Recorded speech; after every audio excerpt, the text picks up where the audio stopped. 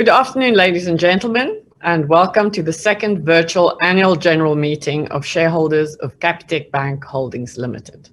My name is Santi Botha, and I chair the boards of Capitec.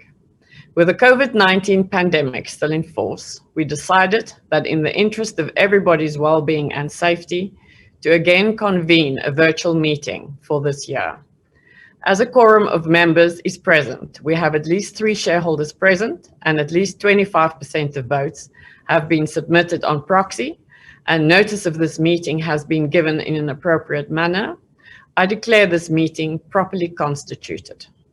The notice convening this meeting was distributed on 28 April 2021, allowing sufficient time for members to peruse the contents thereof. I propose, therefore, that the notice be taken as read. This being a virtual meeting, we need to vote on a poll on all the resolutions proposed in the notice. We will open the voting on all the resolutions now to enable you to vote at your leisure whilst I read through the resolutions. Select for if you agree, select against if you do not agree, or select abstain if you do not wish to vote on a resolution. You will still be able to send messages and view the webcast whilst the poll is still open. I will allow for questions on all the resolutions after all the resolutions have been read.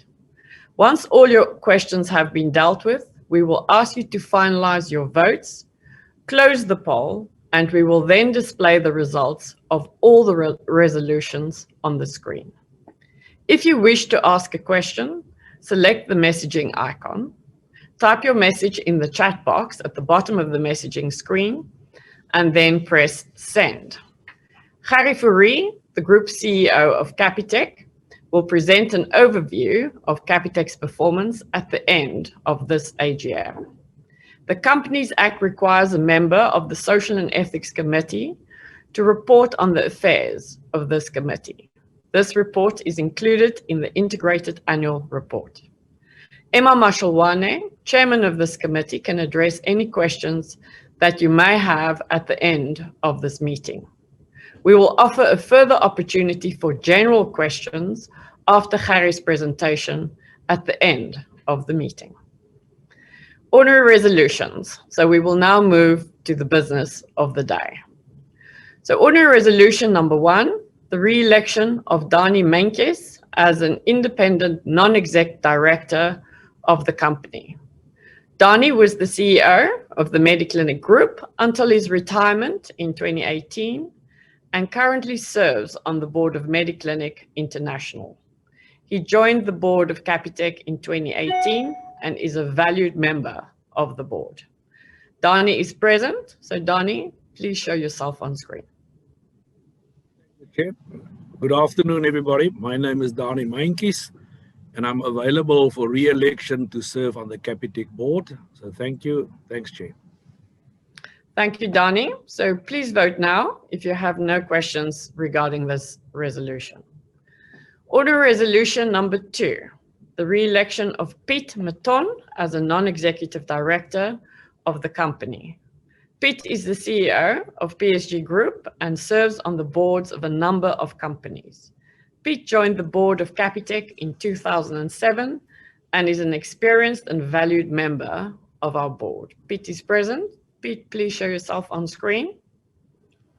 Good afternoon, ladies and gentlemen and shareholders. I hereby put myself up for re-election. Thank you very much. Thank you, Piet. So please vote now if you have no questions regarding this resolution.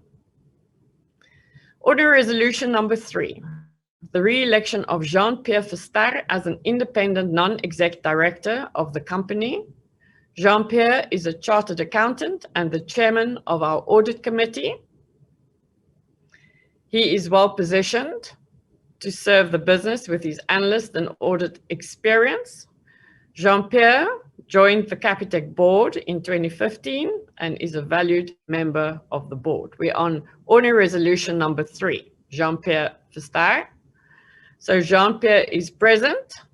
So Jean-Pierre, please present yourself on screen. Thanks, Santi. Good afternoon, everyone. My name is Jean-Pierre and I'm available to to serve on the Capitec board. Thank you, Jean-Pierre. So please vote now if you have no questions on this resolution. Ordinary resolution number 4, the confirmation of the appointment of Cora Fernandez as an independent non-exec director. Cora is a chartered accountant and has extensive experience in investment management and private equity. Cora joined the Capitec board on the 25th of September 2020. Cora is present. So Cora, please show yourself on screen. Good afternoon, ladies and gentlemen. My name is Cora Fernandez, and I'm available to sit on the Capitec board. Thank you, Chair. Thank you, Cora. So please vote now if you have no questions on this resolution. Ordinary resolution number 5, the confirmation of the appointment of Stan du Plessis as an independent non-executive director. Stan is Chief Operating Officer and Professor of Economics at Stellenbosch University. He's a specialist in macroeconomics and monetary policy and has been an advisor to the South African Reserve Bank and National Treasury on macroeconomic policy. Stan joined the Capitec board on the 25th of September 2020. Stan is present, so Stan, please show yourself on screen. Good afternoon, Chair, ladies and gentlemen. My name is Stan du Plessis, and I'm available to serve on the Capitec board. Thank you, Stan. So please vote now if you have no questions on this resolution. Ordinary resolution number 6, the confirmation of the appointment of Vusi Mahlangu as an independent non-executive director. Vusi is the co-founder and director of Tamela, an investment and corporate finance business. He has extensive experience in finance and investment banking. Vusi joined the Capitec board on the 25th of September 2020. Vusi Good afternoon, ladies and gentlemen. My name is Vusi Mahlangu, and I'm available to serve on the board of Capitec. Thank you, Vusi. So please vote now if you have no questions regarding this resolution. Order resolution number 7, the reappointment of PwC as auditors of the company up to the next AGM in 2022. Please vote now if you have no questions regarding this resolution. Order resolution number 8, the reappointment of Deloitte & Touche as joint auditor until the next AGM in 2022. Please vote now if you have no questions regarding this resolution. Order resolution number 9, the authority to 1, issue loss absorbent capital securities, and 2, ordinary shares upon the occurrence of a trigger event in respect of the loss absorbent capital securities. So please vote now if you have no further questions on this resolution. Ordinary resolution number 10, the general authority to issue ordinary shares for cash. Please vote now if you have no questions. Ordinary resolutions 11 and 12. This is the non-binding endorsement of the remuneration policy and its implementation.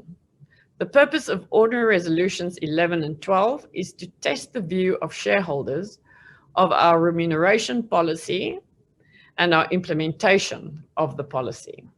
So just as a brief recap, in March 2020, South Africa went into one of the hardest lockdowns outside of Southeast Asia. As the lockdown was extended, financial hardship to a large portion of our client base and huge internal operational challenges became a reality. Our leadership team and all employees worked tirelessly to safeguard and balance shareholder interests with the health and well-being of our clients and of our staff.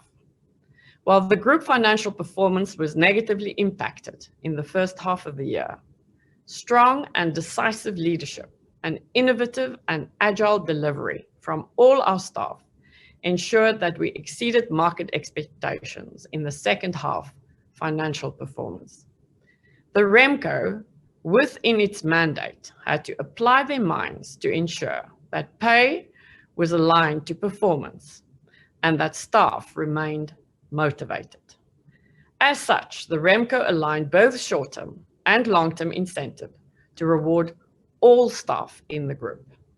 The overall remuneration philosophy of Capitec remains unchanged and fit for purpose for the achievement of long-term strategic targets. So we'll now move to ordinary resolution number 11, which is the non-binding endorsement of the remuneration policy.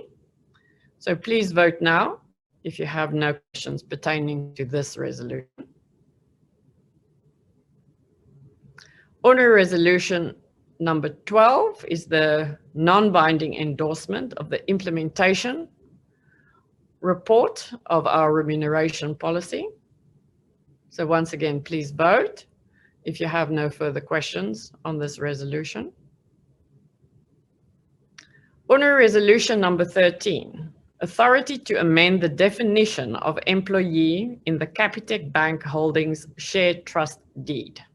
The purpose of the amendment is to be able to use the share incentive scheme governed under the trust as a tool to recruit senior managers to key roles in the group. So please vote now if you have no further questions on this resolution. So that concludes the ordinary resolutions of the day. We now move to special resolutions. So special resolution number 1 is the approval of the non-executive directors' fees for the financial year that ends on 28 February 2022. So please vote now if you have no questions on this special resolution. Special resolution 2, the general authority to the company and any of its subsidiaries to repurchase up to 5% of the ordinary shares issued by the company. So please vote now if you have no further questions. Special resolution number 3, the authority to the board to authorize the company to provide any financial assistance to any related or interrelated company. So please vote now if you have no questions pertaining to this particular resolution. And then special resolution number 4, the authority to the board to authorize the company to provide financial assistance for the acquisition of ordinary shares in respect of a restricted share plan for senior managers. So once again, please vote if you have no questions pertaining to special resolution number 4. So we've now concluded on all the resolutions for this particular AGM. If you have any specific questions on any of the resolutions, you can ask them now.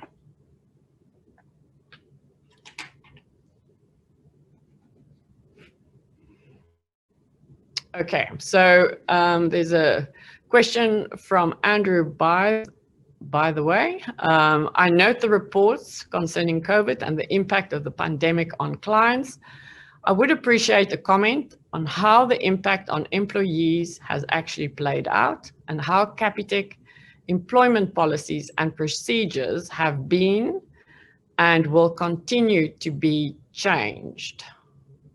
So Dr. By the way, Donnie, can I ask you, Donnie Meintjes, who's chair of the Remco, to take this question?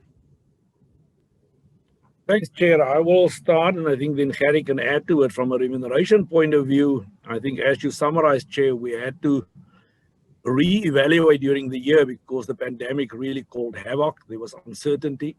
We stopped all short-term bonuses, the calculations of that. We stopped increases. And as you've noted in the REM report, we didn't give increases this year for the senior execs. But as the year panned out and as we did a new budget that we approved at a board level, we've set new targets. And I'm pleased to say that a normal increase was given to all staff. It varied. At the lower end of the spectrum, it was a higher increase. At the higher end of the employee group, it was lower, plus minus inflation related. And I'm very proud and very pleased to report that none of the employees was terminated. There were no layoffs, no salary freezes, So the bank managed to maintain the business and look after the staff and the clients. I think that is a short summary. I don't know whether Harry would like to add anything. Thank you, Donnie. Harry, anything you wish to add? No, I think the only thing to add is the fact that we had to adapt very quickly to work from home. And as the year progressed, we're starting to move people back. And I think the biggest challenge now is to get that balance right between work from home and work from office.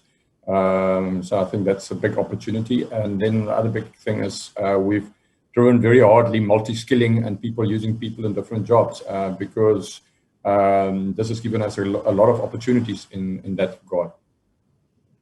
Thank you. Any more questions?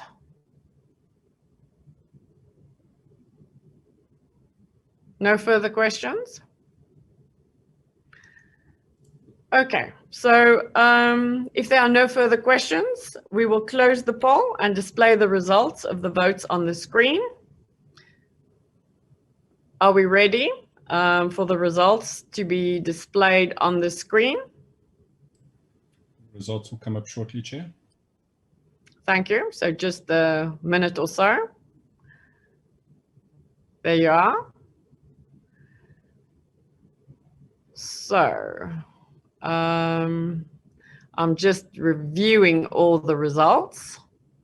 So in terms of ordinary resolution number 1, for 96.31% passed.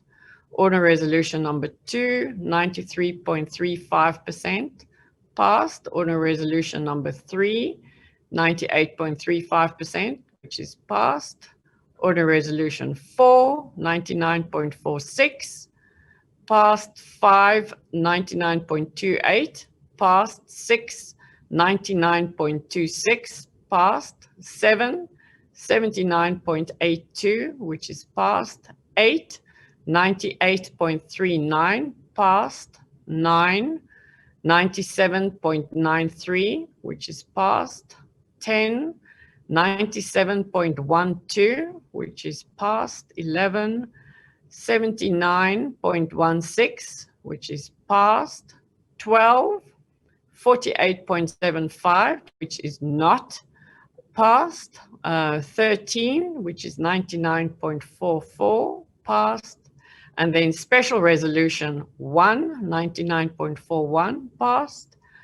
2, 99.26%, passed. 3, 99.56%, passed. And 4, 99.43%, which is passed. So thank you very much. So all the resolutions have been passed with the requisite majority vote, except for ordinary resolution number 12, which is the non-binding endorsement of the implementation of the remuneration policy.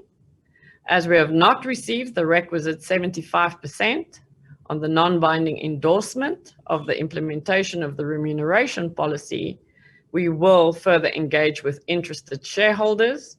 We have already engaged with some shareholders prior to this AGM. We will communicate a proposed date for such engagements on SENS this coming Monday as part of the AGM results announcement. So ladies and gentlemen, as all the agenda items have now been dealt with, I would like to take this opportunity to thank you for attending this AGM today and also for your interest in Capitec. I now declare the AGM closed. Should you have any questions regarding the affairs of the Social and Ethics Committee, Emma Mashalwane is present to answer those. And if there's no questions to Emma, then I'm going to hand over to Harry Fourie, our CEO, who will present an overview of Capitec. So Harry, over to you. Thank you. Thank you, Santi. Good afternoon, everyone. Yeah, I think we normally, during my presentations, we make a video of either the future or the year that's passed. But we thought it's better that, given that Capitec is 20 years old, that we actually reflect on the 20 years and what has been achieved in the 20 years. It's interesting, we normally get that question when we started off the bank, did we think we were going to be this big? I always said no. The answer lies in we've always stick to our fundamentals. and focus on the implementation of our strategies, and that's still what we're doing today. What was also for me very encouraging and quite an experience is when we had our celebrations here in March, there were still 49 people that actually joined me and Andre, who was with the bank for 20 years. So I would like to share that video with yourselves.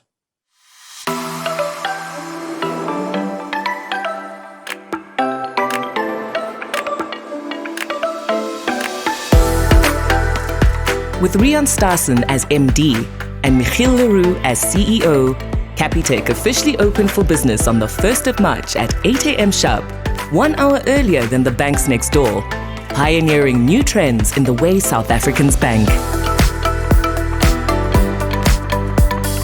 At the end of 2001, we had 55 branches, less than 500 employees, and only 25,000 clients.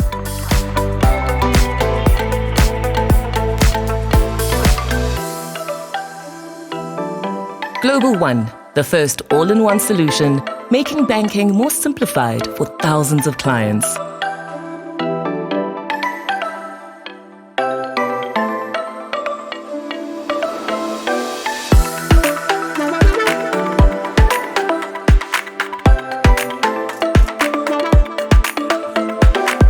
A mobile bank facility was built in the back of a car, used for workplace visits.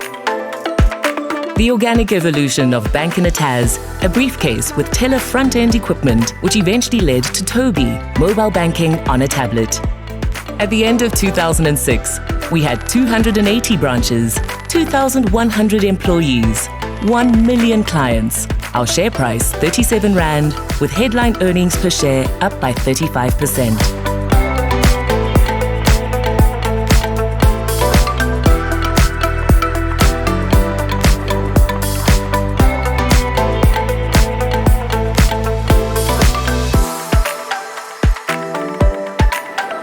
A refreshed logo, and our simplicity positioning was unveiled with a new TV ad.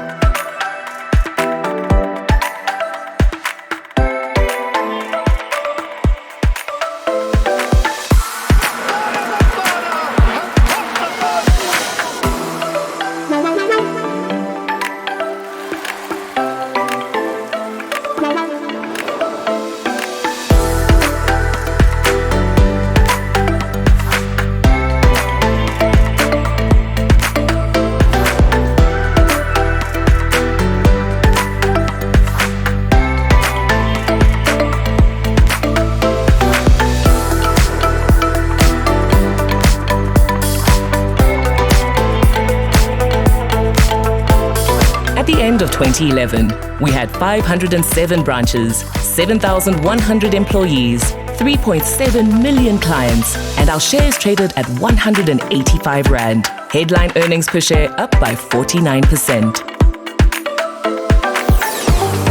Capitec clients could now do online shopping, where the card is not present at the point of transaction.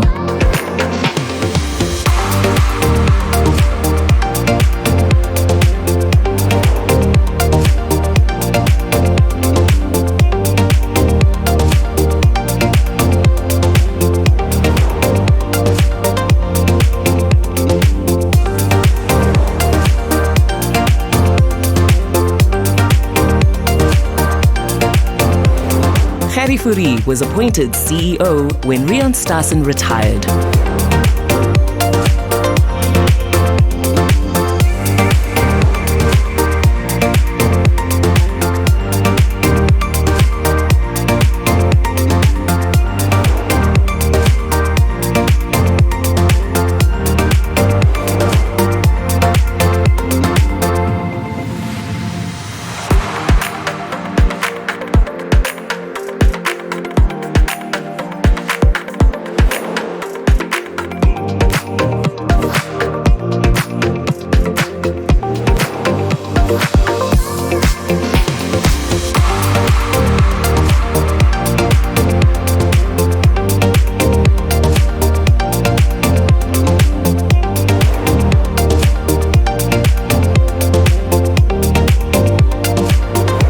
We pushed the boundaries of existing technology to build our own credit card system from the ground up, giving our clients a better banking experience. the end of 2016, we had 796 branches, more than 13,000 employees, 8.6 million clients, and 5.8 million digital banking clients. Our shares traded at 725 Rand. Headline earnings per share up 18%. We refined our credit offer to provide clients with unsecured credit solutions at competitive interest rates similar to the secured market. Our online credit estimate tool was also created to help our clients get a personalized estimate within minutes.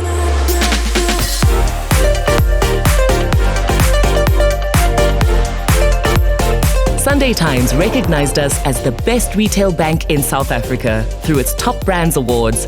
And at the 2017 All Africa Business Leaders Awards, we received the prestigious Company of the Year award.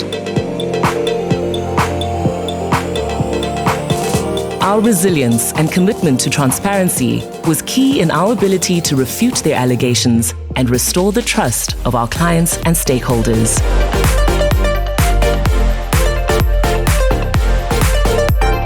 Global One expanded with the exciting addition of Insure, an innovative new funeral plan bringing great value to our clients. Replaced cash and inquiries with a self-service terminal to print documents at and self-service cash and deposit machines in the ATM corridor outside the branch.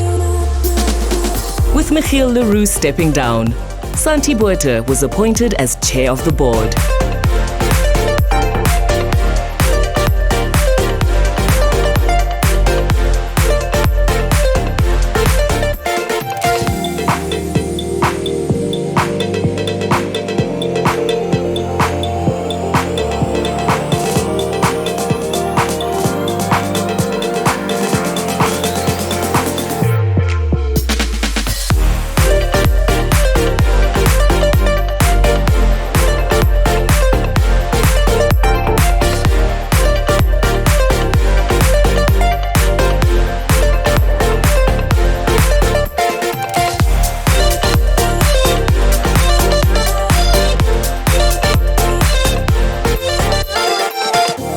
By March 2020, our new head office was completed and some of our teams started moving in. But then, the global COVID-19 pandemic hit South Africa. We had to quickly adapt to new ways of work. Branch employees donned masks and face shields, disinfectant in hand, as we offered clients personalized service in a time when smiles were hidden behind masks. Our campus-based employees were required to work remotely, despite connectivity issues and occasional bouts of load shedding. The challenging times brought a renewed energy and focus to improve our product offering. Here's a brief look at some of the innovations that saw the light in 2020.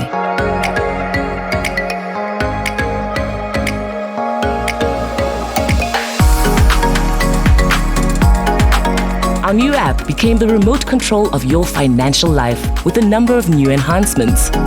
Scan to pay, a virtual card, easy equities available as a widget on our app, open an account with a selfie, card delivery when and where it suits our clients. At the end of the 2021 financial year end, we had 857 branches, 14,672 employees, 15.8 million clients, and 8.6 million digital clients.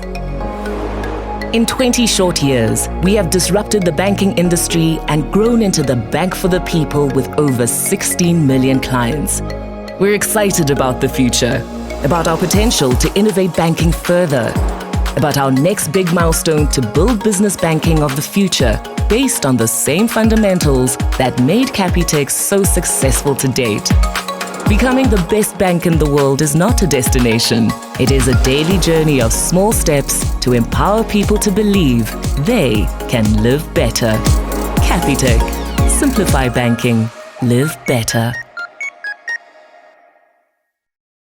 Okay, I think of the year that's gone past, I think these two words sum it up. That's a year that we had to be agile, and it's a year that we focused tremendously on digital. I just want to remind everyone that there's my presentation that I did about a month and a half ago for our year-end results, and that's got much more detail about the financials. I'm just going to cover certain aspects of the financials that I'm going to focus on. If I look at the year that's gone, it basically consists of two halves.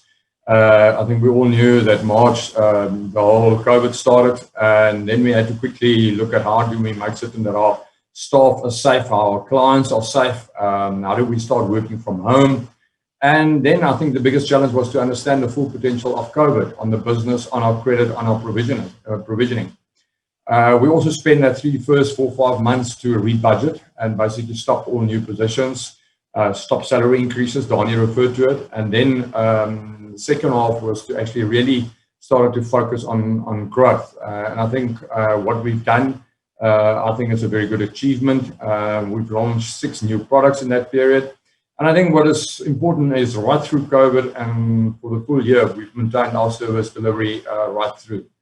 If I look at our financial results, I think what is important is that you can see the impact of the first half and then the positive results in the second half. I think what is important is, I remember when I said to our team here in August, September, if we actually can achieve the same figures as what we've got in 2020, then we will have a very good year, and that was 3.3 billion. And as you all know, we've actually increased that with 18%, and then also with an ROE of 30%. So I think overall we had a tremendous, very good year. We recovered well, and I'll unpack that a little bit further. If I look at our key drivers, we've always said that we want to cover our operating expenses with our transactional income. That was the objective we set to ourselves about 10 years ago. And I think what is quite nice is you can see in August and in February, we've actually achieved that with 101 and 102%. And even if you bring Mercantile in, you can see we're basically close to that. And then on the second side, you can see the combination between our retail, our credit income and transactional income. We were as high in the first 6 months of 87, 86%, and then dropped to 61%. Our aim was actually to get to plus minus 50%. So 30% of our income coming from credit and 50% of our income coming from transactional income. So I think what it shows us is how well diversified we are. We could go through a crisis, and that we're not that dependent on the credit side. I think the challenge is, given the economy and given COVID, how do we open up on the credit side and how do we manage the credit side? So that I think that's a challenge for this year. Cost to income, I think we're quite happy with plus minus 40%. And in capital adequacy, I think what helped us quite a lot in this period is we've always been very conservative. We've always said we need to make certain that we can go through experiences like a COVID. I think we've shown that. And you can see how the capital adequacy has improved to about 36%. And the impact of buying Mercantile, you can see that impact coming through during 2019 and 2020. If I look at our retail credit sales, I think what is quite important is our sales drop in the second half due to COVID. We pulled back. And in the second half, we actually opened up. If you compare our sales, it was 29 million versus 39 million in the previous year. But if I look at the year ahead, I think we're on track to get back to about a 39 million sales. It all depends on what Y3 is going to do and what happens with the vaccines. But we're quite positive about our credit sales in the sense of what we've achieved. I think the Access facility has done exceptionally well, with about 50% of our sales now coming through from either credit card or from the Access facility.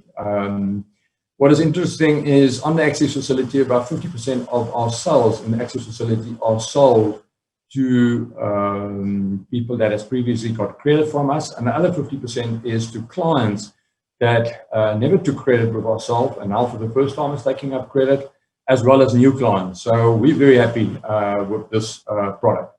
If I look at the impact of COVID, I'm just going to try and move the screen here because it's in my... If I look at the impact of COVID, you can clearly see what it's done to our provisions. I think to look at it is to look at, you see 2019 we had a 4.4 million rand provision, and then 4.5 again in 2020, and then the 7.8 billion in 2021. I think what is important to note here is the dark blue, because we provided in 2020, we provided 250 million. Then you can see in the first half, the 4.3 billion. And then you can see we started releasing as we started to understand what is happening with COVID. So as we're standing now, we've got 3.2 billion that has been provided for COVID. And I think the next couple of months will tell us what's going to happen in that particular space. This is for me a very important slide. It just shows what has happened with digital. You can see our digital transactions has gone up from 560 million in 2019 to over 1 billion in 2020. And we haven't increased our prices on digital for the last 3 years. It's a very simple sum.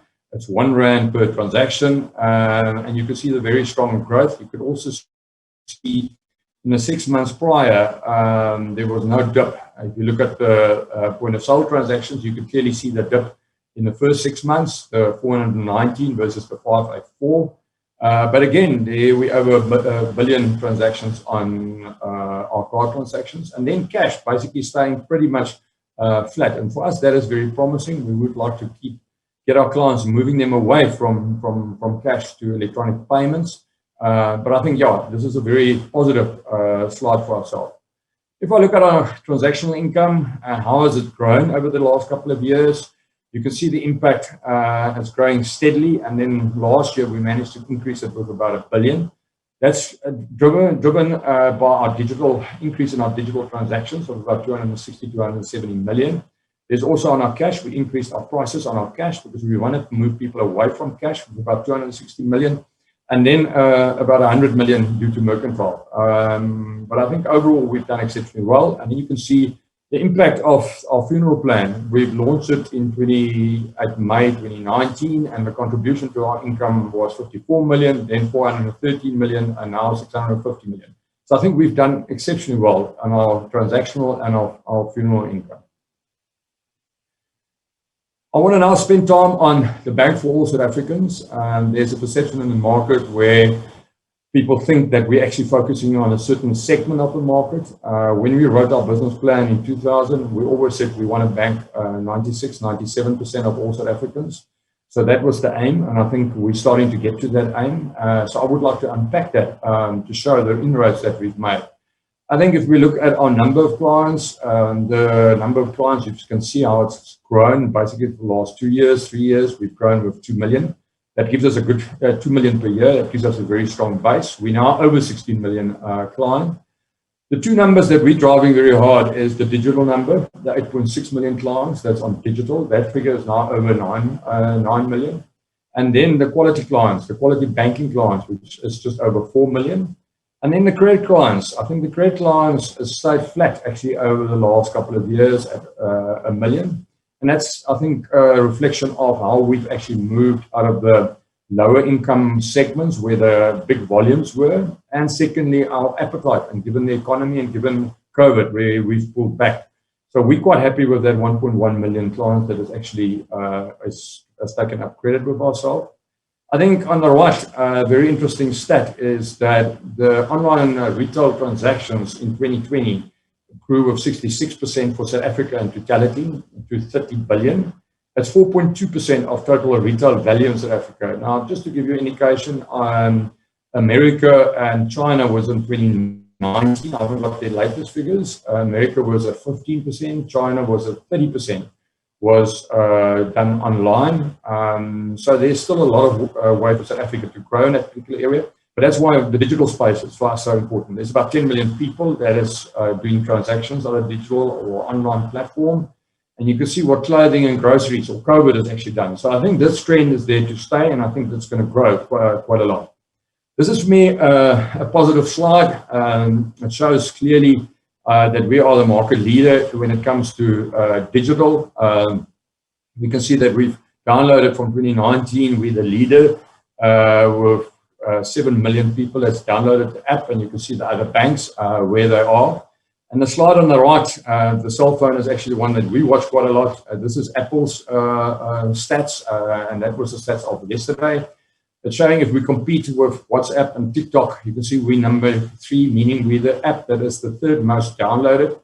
We vary between 1st place, 2nd place, and 3rd place the whole time. So you can see there's a big adoption on the app for ourselves, which is very encouraging. This is actually the interesting slide for me. What we've just done is we've unpacked the 15.7 million clients and unpack it into age groups to see who is making use of Capitec. And you can see on the left, people that's younger than 20. There's 22 million people in South Africa. A big portion of our population is below the age of 20. We've only got 1 million clients that is in that segment. Then if we look at 21 to 40, there's 20 million people in South Africa. We've got a 9 million clients, so we've got about a market share of about 44%. So you can see we're very strong in the 21 to 40 age groups. We're focusing our marketing and our strategies on 20 to 35. And then one I think which is interesting is if you look at our 41 to 60, 11 million or 12 million people in South Africa is in that age group, and we've got a market share of 38%, or 4.5 million people is actually has got an account with ourselves, an active account.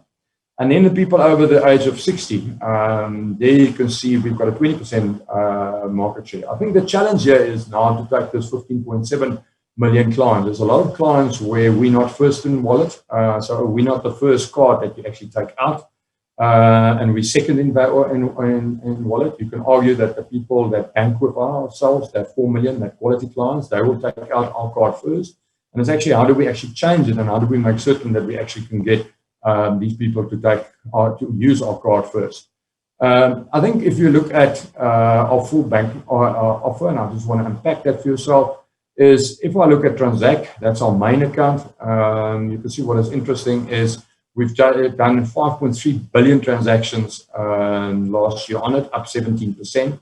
We've got a market share on real-time payments, RTC, of 37%. And then you can see quite a lot of new solutions that's been launched. I think the one that excites us is that you can now open your account on the app. You don't need to go to a branch. So if you want to lie on your couch and you want to open up a Capitec account, you go through. We do a selfie, we go to the Department of Home Affairs, and you can open your account, and then we will deliver your debit card to yourself. From July, we will deliver your credit card if you qualify for a credit card. So there's quite a lot of things that's happening on that space. Then on the save side, we offer you 4 saving plan, which always is for me quite nice if you talk to clients, is that they say what they like about it, they can name it. So you can name it, I'm saving for something, let's say a car or a holiday, you know, call it the holiday account, and then you put your money in there, and that is segmented away, and you put and you can use it. You can see we're still offering very strong interest. The lowest interest is 2.25%, and we've paid our 4.4 billion this year on interest to clients. If I was a little bit quick. If I look at insurance, we offer credit life, which cover you from retrenchment as well as for death. We basically were covered for death for a big portion of last year, but with retrenchment, we were self-insured. From the 1st of May, we are self-insured in both of those areas. We've seen a big increase in retrenchment claims as well as death claims, but we've seen in the last 2-3 months, we've seen a big drop in that. And then on the funeral plan, I think that's where we've done exceptionally well. And maybe the best stats on the graph is that 37% of all new funeral policies sold is a Capitec policy. And if you go and look at rand for rand, we offer the best coverage ratio for the lowest premium. And then on the credit side, that's where we've actually worked quite a lot. We're offering credit up to 500,000 for combined products. So if you choose between your AF, your credit card, or your term loan, you can go up to 500,000. And we've launched the Access Facility. You all know about Capitec Home Loans. And now in April, we've launched Purpose. We've spoken about Purpose, but you can see we've launched Purpose now with CTM, with Stadia, with Mediclinic, and We Buy Cars. So that's a big focus for us. And how that actually works is the client applies for credit. He complies in store. We pay the third party, so the money doesn't go to the client, it goes to the third party. And by doing that, we can actually price the loan at a much lower rate. So for us, that's a very promising new incentive that we're using. I get quite a lot the question on what is our business model, and we always ask the question is how do you feel about just being digital, or what is branches? We see these three circles as a critical part of our offer because we believe you need to have a branch. The branch is a platform where we sell from, where we engage with the client, where the client can sit in front of us. We see it with funeral.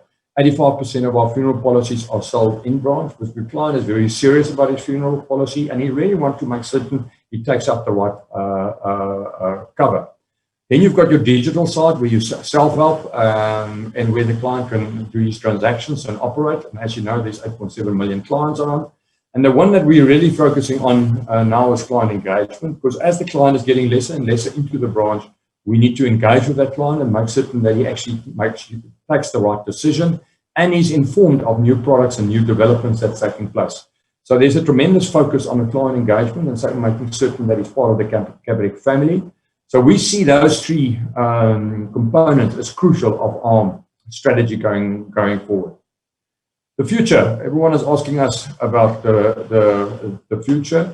I think if you look at the future, I think we first need to start with international.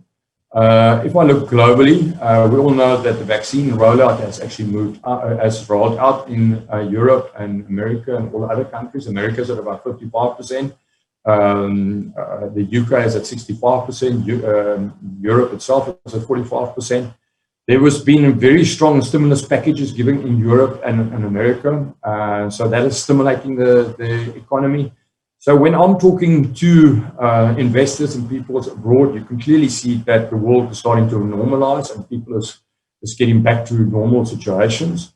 That has got a very positive impact on South Africa. We've seen what the Rand dollar has done. I think if we asked any one of you 6 months ago, will the Rand be at 13.75 or 13.85? We would have laughed, but there it is. There's a very strong market for our commodities and commodity prices has climbed, and that is very good for South Africa. We've also had on the food side and especially on the farming side, we've done exceptionally well. So for the first time since 2002, we had a surplus on our current account, and we had a very strong inflow in tax income. And I think a big portion of that tax income is actually coming from our SA commodities. So that is plus, a very positive trend. And then I think, what is happening in government, what is happening, meaning on the ANC front, I think what it's done is it's bringing in a culture of accountability and a culture of doing the right things. And I think we won't see the effects immediately, but we'll see it over time. But I think overall, that will have a very positive effect in South Africa.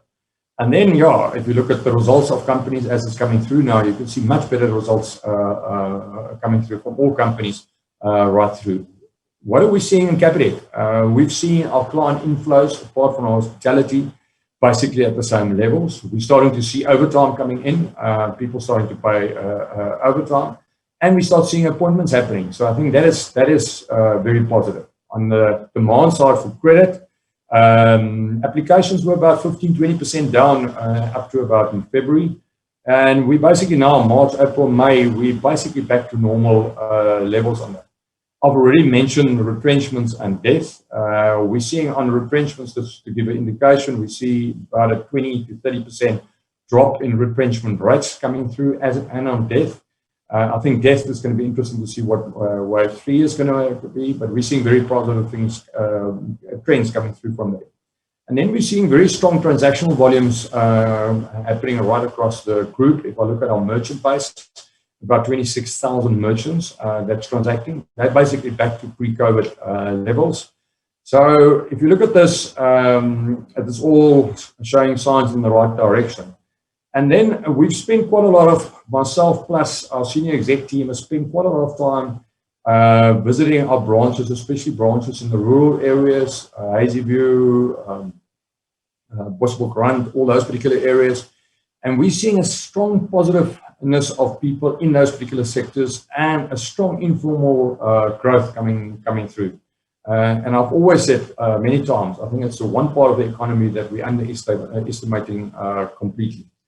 I think the factors to worry about is our third wave. I think it's here. The question is how are we going to react and what the impact is going to be. The vaccine rollout, it's starting to happen, and hopefully by the end of this year, we will have 50–60% of South African be vaccinated. I think the two or the three that worries me the most is our high unemployment rates and the inequality gap that has been caused by COVID. Because if I just look at education for us is very important. I think for South Africa to be successful is important. And if you haven't had access to a laptop or data, it was very difficult to get education in South Africa during COVID. So I think that inequality gap is still going to create problems for us going forward. And then I think the interesting one is the wage gap or the wage negotiations. Government is very stance is no increases. And I think if you look at what the demands of the unions are, very unrealistic, coming up with 15% minimum wages of 15,000 Rand. It doesn't make sense. So it shows you that there's a big gap of understanding really what's happening in South Africa and what we need to do to actually correct South Africa. So I think overall we're seeing a recovery. I think the concerns is the ones that I've highlighted. I think the most important thing is for government to actually implement all the strategies that they have actually spoken about and that they want to implement. I think that's the key to make South Africa a successful country. If I look at what are we going to focus on, I think the most important thing is scale. We've got 16 million clients now on our base, and how do you optimize that? How do we make certain that we are first of wallet? How do we make certain that they actually make use of full product range? Then partnerships. I think we've done a very good job with partnership with Sanlam SA Home Loans, Easy Equities. So we'll continue to look and say, how can we partner with certain people that's strategic importance for ourselves, so partner with fintechs especially. So that will be a big focus. Then digital and data, we believe, is going to be the most important going forward. Data, the whole payments, e-commerce space is for us important. If you go and look at China now, if you want to pay with cash, you can't. And I think we need to drive that, and it's not only Capitec, but it's the South African totality, because we need to get people to do the electronic payments. Because the moment you can start doing electronic payments, you can then provide a bank account to the informal sector or small businesses, and you can score, you can provide credit. So there's a lot of opportunities then. And then data. I don't think I need to elaborate on data. I think everyone knows it's the new oil. Then new solutions. We're focusing quite a lot on credit and payments, and then on a rewards program. We've always said we will not go into loyalty the way other people have gone in with points. We will keep it simplistic, and that will be launched quite soon. And then business banking. Business banking is on track. We're building something completely unique on a digital platform, and we're still on track to launch that mid next year. If I look at what we need to deliver, I think the most important is you can't deliver anything if you haven't got people. So for us, it's all about developing talent and growing future leaders. If I look at the most important thing is to really understand the needs of our clients. That's why we're spending quite a lot of time in the market, understanding what's happened, because during COVID, we were sitting in our offices at home and we didn't understand what's happening. So we're spending a lot of time out there. And I think client needs is going to change quicker and quicker and quicker. Then we need to align the objectives of retail and business banking. I believe there's big opportunities if you combine those objectives and align it. And then culture. There's a saying that culture is a strategy for breakfast. We're a strong believer in that. And we will continue building our culture, making certain that our staff and our people can make decisions without thinking, because it's actually part of their DNA. Then talent, we continue to appoint new people. It's actually quite scary. I shared with the board this morning, we currently need to employ in the next 3 to 4 months about 500 people. About 300-400 of them is in your digital IT space, client-centric and innovation. And we're struggling to find the right skill levels in South Africa. So I think that's a big opportunity for ourselves and make certain that we get that right people and we develop them. And then, yeah, working from home, working from the office, we're strong believers that you can't only work from home or you can't only work from office. You need to have a balance between those two. And we've worked quite hard in the last couple of months to make certain we finding that the right balance, and we have got that flexibility. Work wave 3, we can move our people back. And the moment the positive signs are coming through, we can actually bring the people forward. And then multi-skilling. It's interesting with direct lending now, which is situated in Bellville. We've created the capabilities that we can use extra capacity in our branches to help giving direct loans to our staff. So the moment there's a peak and a particular branch is quiet, we can move those volumes to that particular branch and make certain we can help our clients. So we believe multi-skilling and micro-jobbing is the future. We also believe there's a big opportunity to South Africans to actually use their skills and sell their skills abroad, but actually sit in South Africa, and you don't need to move. And then, sorry, I've missed that. I think if we look at the year ahead, we're very positive. We believe in the brand. We believe in what we've built. So we're positive about the future. Thank you very much. We'll take any questions now.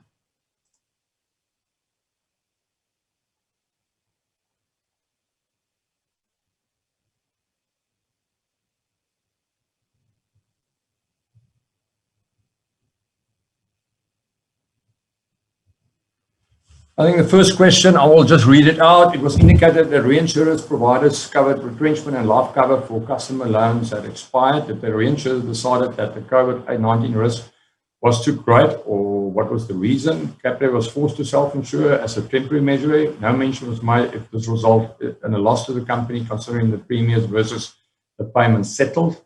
Will Capitec plan to in future use reinsurance again? I think, yeah, so one thing that COVID has learned us when it came to renew our insurance, nobody wanted to touch retrenchment, so we had to go into insuring it ourselves. We still managed to get death insurance. I think we've shown very clearly in our financial results, and I know I've covered it in my presentation in April, that we still made a profit out of insurance in totality. And I think it's learned us, and to say about why do we need reinsurance. So currently we're self-insured, but it will be something that we will cover from time to time. Second question is, the takeover of Bank of Lisbon, subsequently called the Mercantile Bank, has resulted in staff changes and introduction of Capitec personnel into the bank. This has left a void of Portuguese-speaking persons who were the backbone of the Mercantile Bank clients. Are there at least some existing Capitec staff who are capable of speaking Portuguese that can be used to fill this void? If I look at Mercantile, there's all the people that could speak Portuguese are still there. They're still part of us. Nobody was retrenched. Nobody was asked to leave. But I think what we definitely are doing is we want to create a business bank for all South Africans. So we will make certain that we can handle all languages. I think a big factor of that is if you look at our branches, we employ people from the community to serve the community. And I think we'll use the same approach when it comes to Mercantile or Capitec Business Banking.